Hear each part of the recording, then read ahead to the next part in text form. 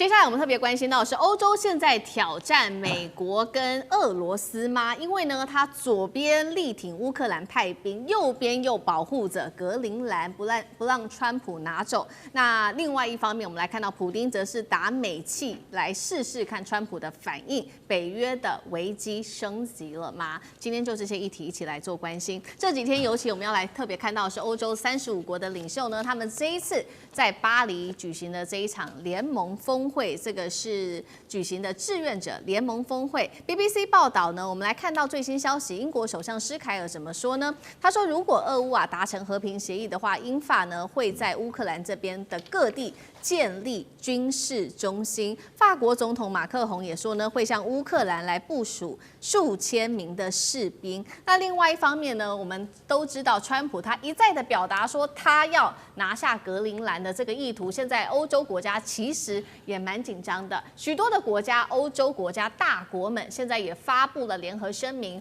怎麼說呢？我們來看到法國、英國、德國、意大利、波蘭、西班牙說啊，丹麥主權是涵蓋格陵蘭的，丹麥是北約的一員，北極的安全是歐洲的首要任務，似乎就是要打臉川普總統。所以節目一開始特別來看到歐洲現在雙線挑戰美俄了，不管是針對烏克蘭派兵的議題，或是針對於格陵蘭的議題，這是要對抗美俄的超級強權嗎？歐洲的底氣來自哪裡？委員怎麼看？对，這分兩個層面來談這個問題哦。先看一下歐洲對俄羅斯啦，我是不了解歐洲的這些政治人物究竟是蠢還是壞，他們所做的這個宣誓根本上就是一個幫倒忙的事。俄羅斯最不希望看到的就是歐洲的部隊擺在烏克蘭。然後呢，你們這些國家呢，一個接着一個爭先恐後的在宣誓說，我要在這裡設一大堆軍事基地，你不就是嫌俄烏戰爭打的這個希望要和談，你們就是破這個局嘛？你們就希望他乾脆打得天長地久就算了。我如果今天是俄羅斯，我怎麼會買單呢？我就是不希望你北約東擴啊。然後你歐洲這些國家一個接着一個在那裡要派兵來，那根本就是踩到了這場戰爭和談最重要的一條紅線嘛。所以我實在無法理解，我就是歐洲這些國家究竟是要幫烏克蘭還是害烏克蘭了？現在顯然看起來，他們這樣的操作只能夠讓俄羅斯繼續這個持續的把它打下去了，因為俄羅斯絕對不可能容許這個北約的部隊擺在烏克蘭的。如果今天歐洲這些領袖真的希望這場戰爭停下來，他應該做的這個承諾不是這個，他應該是要呼籲，比如說聯合國派維和部隊，或者是中國大陸啦，這個俄羅斯可以相信的國家派維和部隊到那裡去，那這勉強還說得通。就你們自己跑來那裡去，大家來衝英雄，這就好像我剛才講到的那個日本的250國會議員跑來台灣喊半天一樣啊，就喊得好像很勇敢，喊得好像為台灣，現在你們喊的為了烏克蘭，可是所有你們做的事情都是搬石頭在砸烏克蘭的腳，那你回過頭來講美國，我是覺得很妙的是哦，你們還記得歐洲那個時候一直不斷的在講綏靖主義，綏靖主義，說我們不可以容許俄羅斯這樣幹，這就是綏靖主義。那現在美國已經變成加勒比海的海盜了，馬上就要變成北極海的海盜嘍。那麼現在是怎麼樣？北海小英雄要上演了。那麼歐洲要不要講句話？你能夠容許美國再繼續這樣幹嗎？這不就是綏靖主義嗎？俄羅斯也不過就是侵略了一個烏克蘭，美國搞完了一個委內瑞拉，接着搞哥倫比亞，馬上就要去搞丹麥了。這歐洲怎麼都不講話呢？所以我常常講，歐洲的這些政治領導人都是一群懦弱的侏儒，他們習慣了當美國的奴僕了。你看看馮德萊恩講過什麼重話？你看看那個北約秘書長呂特說了什麼？這兩個家伙，你們現在不應該出來批美國嗎？你們當時怎麼罵俄羅斯的？你們現在就應該罵美國。美國馬上就要打到你們格陵蘭來了。我實在是很妙，我很想知道說，那北約要不要援引北約內部的條款呢？一國有難，大家共同出手呢？這個時候北約要不要表個態？所以我認為歐洲的這群家伙在烏克蘭的問題上是搬石頭，每天在砸烏克蘭的頭。然後呢，在這個格陵蘭的問題上呢，又是一群懦弱無能的小弟，只能夠稍微小聲的喊兩句哦，但是絕對不敢點名川普，也絕對不敢點名美國。你光看看馮德萊恩跟看看這個呂特這兩個奴才的樣子就知道了。對，好，針對於尤其是烏俄戰爭這件事情，其實現在歐洲也出現了不同的聲音。除了剛剛我們特別幫觀眾朋友看到的英法兩國是說要在烏克蘭這邊呢建立軍事中心，但是也有一些國家它是不願意的。現在整個歐洲內部呈現兩個完全不一樣的聲音。來看到，尤其是意大利。畫面上看到，意大利總理呢，他直接表態了，我們不會派兵的進駐烏克蘭。德國總理梅爾茨他也在推脫，他說不管是派兵的規模或者是類型，其實都是需要我們政府做更多的討論的。那也許我们可能会派兵呢进驻在臨近烏克蘭的北約國家邊境，有一種象徵性的聲援。好，這個是比較模糊一點。那不派兵的國家還有捷克、波蘭跟這個拉脫維亞。那最挺俄的匈牙利到現在也還沒有表態。現在我們可以看到歐洲國家簡直就是出現了兩派的一個分裂。普丁會不會趁這種態勢來做一個擊破呢？那另外是一些國家是不是擔心普丁會把他們視為下一個目標，所以也悄悄的晉升了？苑老師怎麼看？我想起來在 KTV 唱了有一首歌的一部分的歌詞叫“一生爱錯放你的手”。我是留歐的，在那邊住了10幾年了。剛剛大仙問到你到底是笨還是壞，我跟你講，他是笨。笨當中自然包含了壞那做出錯誤的決定嘛這個真的我講，我是在嘲弄我自己的人生我自己覺得的話呢，沒想到歐洲這麼笨，就導致我們留歐的學生大部分都聰明不到哪去了那麼我必須要強調一下，你這個事情呢，歐洲本身來講，它就根本沒有團結的可能。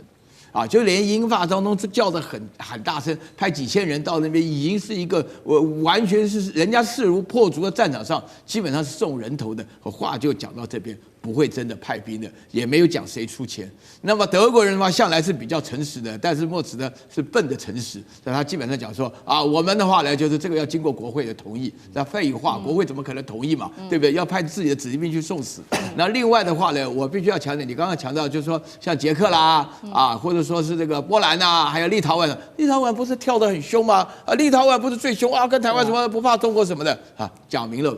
他不派兵就算，他們是距離烏克蘭最近的國家，他們要去講派兵了。普遍講到說，你們立陶宛的話呢，被我們收拾了100多年不夠，是不是？你還想再來所以在這種情況下，另外的話呢，我會覺得歐洲現在處境非常尷尬，因為說呢，美國本身來講，尤其是這個川普說要格陵蘭的事情，他講的再直白不過了那現在只是缺總督而已。委內瑞拉的總督是盧比奧出來了那立陶宛的總督是誰？還沒出來，只差這一步而已。那這個太難看了，你知道嗎？搞到最後，所以說呢，這裡頭當中我講說英國、法國、德國這個什麼意大利什麼的。